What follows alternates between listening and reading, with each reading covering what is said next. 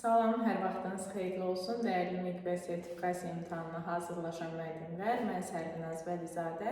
Bugün sizlərlə təsviri incəsənət dərsliyindən geyimin cəmiyyətdə rolu mövzusunu keçəcəyik. Sertifikasiya və ən çox da MİQ imtahanında bu il düşəcək gözlənilən mövzulardan biridir. Mövzumuzda bizə ən lazım olan məqam burada təbii ki, moda dəb sözüdür. Moda sözü ölçü, obraz, üsul, qayda, göstəriş deməkdir. Həyat və mədəniyyətin hər hansı bir sahəsində müəyyən üslubun müvəqqəti hökmranlığıdır. Belə yox, sizi necə sala bilərlər testə? Sala bilərlər ki, ölçü, obraz, üsul, qayda, göstəriş ümumilikdə nə deməkdir? Biz orada təbii ki, modanı seçirik. Və bizə bu dərsdə ən lazımlı məqamlardan biri bu hissədir. Təbii ki, biz bilirik ki, kitabda verilmiş illüstrasiyaları göz yaddaşımızla yadımızda saxlamalıyıq. Qədim Mesopotamiya geyimləri, qədim Misir geyimləri və qədim Yunanistan geyimləri. Daha sonra burada hər bir geyim üslubu haqqında, orta əsr geyimləri, tarixi üslublar haqqında qısa məlumatlar verir bizə. Burada bizim nələr lazım olacaq? Bu antik mədəniyyətin geyimidir, antik üslubun geyimidir. Gəlin baxaq görək bizə burada nə deyirlər. Antik üslubda olan geyim şaquli qırçınlardan, ayaqqabı isə yalnız altlıq və qaytanlardan ibarətdir. Ən önəmli məqam nədir? Şaquli qırçınlar, geyimlərə baxırıq, qırçın hissələrinə baxırıq. Şaquli qırçınlardan, ayaqqabı hissələrinə diqqətlə baxdıqda biz orada görürük ki, ayaqqabı yalnız altlıq və qaytanlardan ibarətdir. Çünki niyə? Yəni məntiqlə düşünəndə antik dövr çox qədim bir zamanlar olduğuna görə ayaqqabı mövcud deyildi, ancaq altlıqlar olurdu. Ayaqqabıya da nəzər yetirək. Bizim yayda geyindiyimiz ayaqqabı. Nəysə, oralar toxunuruq. Bizans geyimləri isə şərqə xas olan dəbdəbəli və çox bahalı materiallardan istifadə olunması ilə diqqəti cəlb edir. Çox bahalı materiallar. Burada bunun altını qırmızı ilə çizirik. Bahalı materiallar. Burada daşqaşlarla bəzədilmiş qiymətli parçalardan istifadə olunurdu. Belə parçalar həndəsi motivli dairə, kvadrat, ulduz və xəsvari naxışlarla bəzədilərdi. Məsələn, sizdən soruşa bilər ki, hansı geyim üslubunda parçalar həndəsi motivlərdən, nə bilim, kvadrat, ulduz, xəsvari naxışlarla bəzədilirdi? Hansı geyim üslubu olacaq? Bizans geyim üslubu olacaq. Ümumiyyətlə, biz Bizans geyiminə baxdıqda, Bizans geyimini zaten baxan kimi bilinirdi. Yəni, qiymətli daşqaşlardan Bizanslılar ola Hürrəmə falan yanınıza salın. Necə giyinirdilər daşqaşlılar? Çox daşqaşlardan istifadə edirdilər. Qiymətli materiallardan, parçalardan istifadə edirdilər. Nəyə görə? Çünki bunlar həmən dövrdə yaşamış insanların cəmiyyətdəki rolunu müəyyənləşdirir. Yəni, buna baxanda bilirdim ki, bu kimdir? Məncə, izahımdan sonra daha yaxşı yadda qalacaq. Keçirik digər geyim üslubuna. Bizi burada qarşılayır roman üslubu. Roman geyimi antik irsin daşıyıcısı olsa da, bunun altına xətt çəkirik. Antik irsin daşıyıcısı olsa da onun çoxlu əlavə edilmişdir. Sadə və geniş paltarlar, enli xətlər, naxışlı haşiyələr vasitəsilə bəzədilmişdir. Enli xətlər və naxışlı haşiyələr. Elə bu naxışlı haşiyəni yadda saxladıq. Geyimimizə gəlirik, baxırıq roman üslubunda bizi nələr qarşılayır. Baxın geyimlərə. Naxışlı haşiyələr də burada varmı?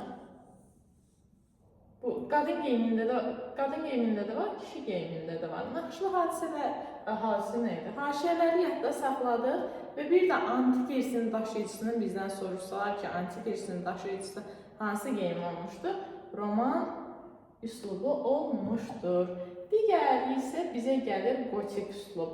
Bu aralar dəbə düşmüş gotik üslublar bilirsiniz. Şaquli xətlərin və iti bucaqların çoxluğu həm memarlıqda, həm də geyimlərdə gotik üslubun ən mühüm cəhətlərindən sayılır. Şaquli xətlər və iti bucaqlar, ümumiyyətlə gotik memarlığına da baxdıqda, memarlıqda daha çox görürsünüz belə iti xətlərdən istifadə edirdilər də. Bu xanımın burada baş geyimi var, bu hissə. Memarlıqda da tam olaraq nəzər yetirsəz, 7-ci sinifin əvvəlində memarlıq mövzularıdır. Orada da bütün memarlıqda biz iti bucaqların çoxluğunu görürük. İti bucaqları da gördüksə, yadımızda saxlayırıq ki, bu nədir? Bu gotik üslubdur.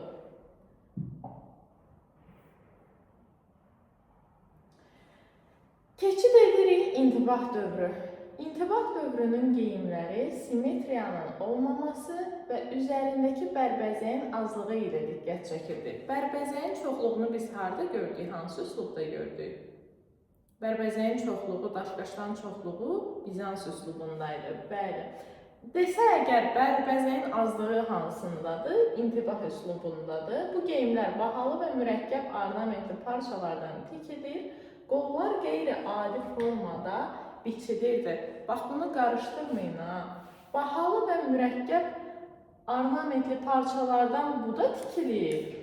Bununla bərabər hansıydı? Dedim ki, bahalı geyimlərdən, bahalı parçalardan istifadə edirdilər. Bir də Bizans var idi, düzdür?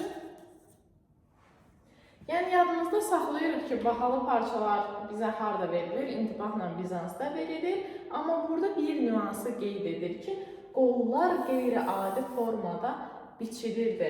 Gəlin bir dənə nəzər yetirək intibah üslubuna. İntibah üslubuna baxanda biz nə görürük? Həqiqətən görürükmü burada yazılmış sözümüzü? Nə verilmişdi bizdə? Simmetriyanın olması, üzərindəki bərbəzəyin azlığı. Bir dənə diqqətlə parçaların tikilişinə baxın. Parçaların tikilişinə baxanda və yaddaşımıza salanda biz biləcəyik ki, bu nədir? İntibah dövrünə aiddir.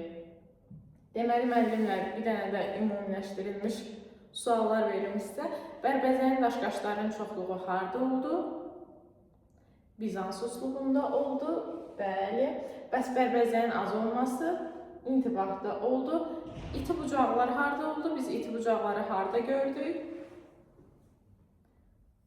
Blogerlərlə yadda saxlaya bilərsiniz. Bu aralar bir ara məşhur qalmaqallı söhbətlər gotik üslubunda düşmüşdü. Nəysə, oralara toxunmuruq. Bəli, gotik üslubu. Haşiyələri harda gördük biz?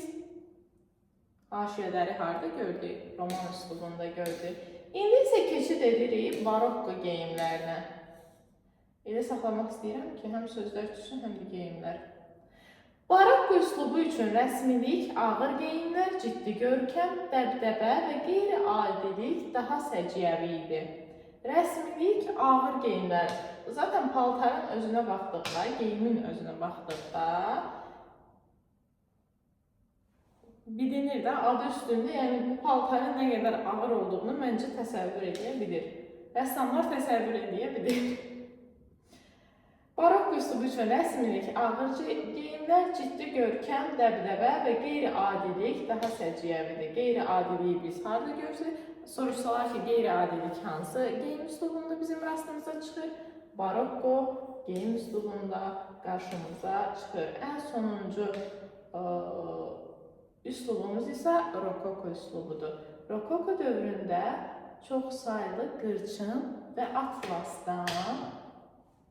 Mən burada qeyd etdikcə siz də özünüzdə PDF-də və yaxud da kitabda qeyd edə bilərsiniz. Çünki mən qeyd edərək yadda saxlayıram. Çox saylı qırçın və atlasdan müxtəlif aksesuarlardan istifadəyə üstünlük verilməsi bu dövrün geyimlərini daha təmtəraqlı edir. Baxırıq rokoko üslubuna. Nə dedi bizə? Çox saylı qırçınlar dedi. Bir dənə baxırıq qırçınların sayına. Yadımızda saxlayırıq. Gözümüzün önünə gətiririk. Çoxsaylı qırçın bizə deyən kimi hansı üslub olur? Rokoko üslubu olur. Bəli. Və müxtəlif aksesuarlardan. Burada tam dəqiq bilmirəm necə görsənir. Amma məsələn, müxtəlif aksesuarlardan burada baş geyimləri çox, yəni, necə deyim, fərqlidir. Baş geyimləri rokoko üslubunda çox fərqlidir. Və müxtəlif aksesuarların da çoxluğunu zaten baxanda bilinir istifadə etdikləri. Bu qədər müəllimlər, sual-cavaba keçirik yenidən. Mən çox şəkillər görürəm ki, şəkillərini yadda saxlamaq daha asan olur. Yaxşı, birinci sualımız belədir. Hansı geyim üslubunda ayaqqabılar yalnız altlıqdan ibarət idi? Hansı geyim üslubundaydı? Yadımıza salırıq. Anti geyim üslubundaydı. Bəli. Çoxsaylı qırçınlar deyəndə, çoxsaylı qırçınlar hara aid idi? Çoxsaylı qırçın deyəndə biz rokoko dövrünün geyimini yadımıza saxlayırıq. Qadının paltarındakı qırçınları gördükdə onu yadda saxlayırıq. Hər şey bir qırağı. Bu paltarların tikilməsi nə qədər vaxt gedirdi görəsən? O mənə indi maraqlı gəldi. Daşqaşlar, müxtəlif daşqaşlar, hansına bəzəklər, daşqaşlar hansı geyim üslubuna aid idi? Bahalı parçalar. Bahalı parçalar biz dedik ki, iki yerə bölünür. Harada gördük biz onu? Birinci Bizansda gördük, ikinci İntibahda gördük. Amma daşqaşların çoxluğu desə, biz nəyi seçəcəyik? Bizanslıları, Hürrəmi möhtəşəm yüzyılı yadımıza salırıq. Amma bizə bərbəzəyin azlığı deyilsə, İntibah dövründə, simmetriyada deyilsə, İntibah dövrü simmetriyalarını gördükdə paltarlar necə elə bil ki, əyninə cuk deyə oturmuşdu. Onu elə yadda saxlayırıq. İti bucaqları harada gördük? Biz gotikdə gördük. Haşiyələri harada gördük? Biz paltarda olan çoxlu haşiyələr Roman üslubunda idi. Barokkonu da elə yadınızda saxlayırsınız ki, ağır geyimlər, ciddi görkəm, pek ciddi olmasa da, ciddi görkəm barokko üslubuna aiddir. Bugünkü izahımız bu qədər. Mən dinlədiyinizə görə təşəkkür edirəm. Hər birinizə imtahanda uğurlar arzu edirəm.